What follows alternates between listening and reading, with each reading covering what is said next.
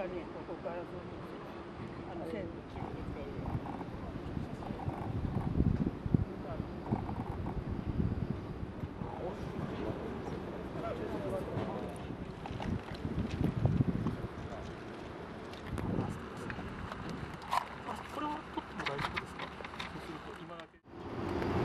現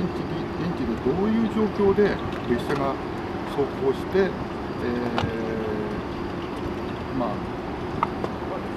被害、事故というかですね、そういう状況になったのかっていうのを正確に情報を収集して、今後分析するために情報収集の一つとして調査をさせていただきました。